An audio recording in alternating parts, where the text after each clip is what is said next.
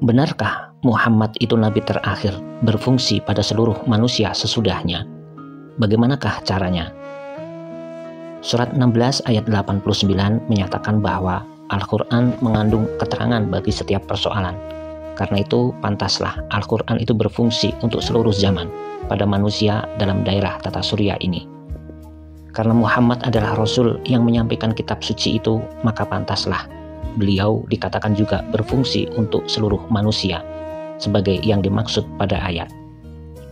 Surat ke-21 ayat 107. Dan tidaklah kami utus engkau Muhammad kecuali selaku rahmat bagi seluruh manusia.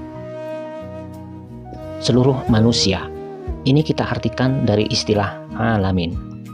Banyak orang mengartikan istilah itu dengan segala alam, termasuk binatang, tumbuhan, dan batu.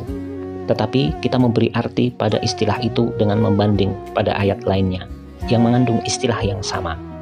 Kemudian ternyatalah bahwa maksud istilah itu adalah seluruh manusia.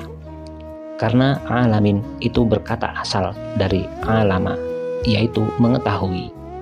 Hanya manusialah satu-satunya yang mungkin berhubungan dengan istilah alamin dalam Al-Quran itu.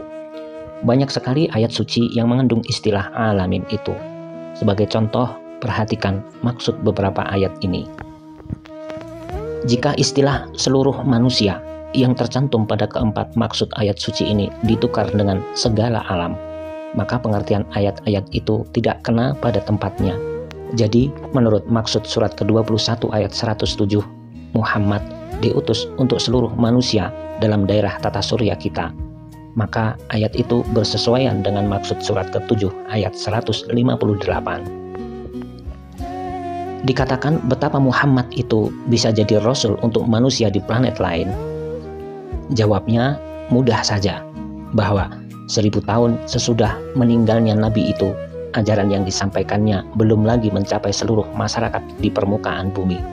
Tetapi sebentar lagi semua orang akan memperhitungkan dirinya.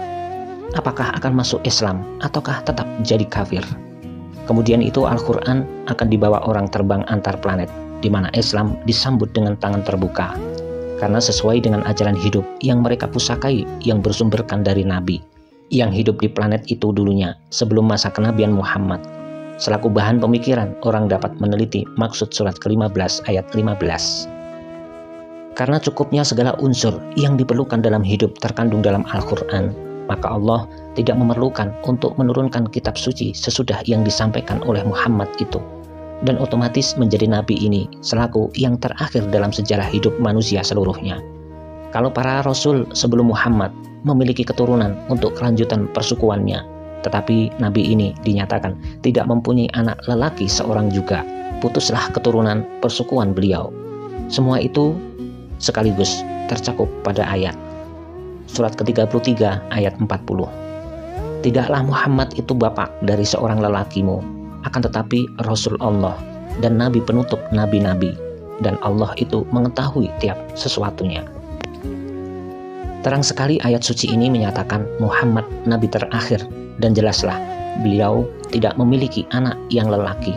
Jika ada pula orang menyebutkan Muhammad itu beranak lelaki, mungkin dia mengandung maksud lain untuk memindahkan kenabian terakhir itu pada tokoh lain di antara manusia ramai.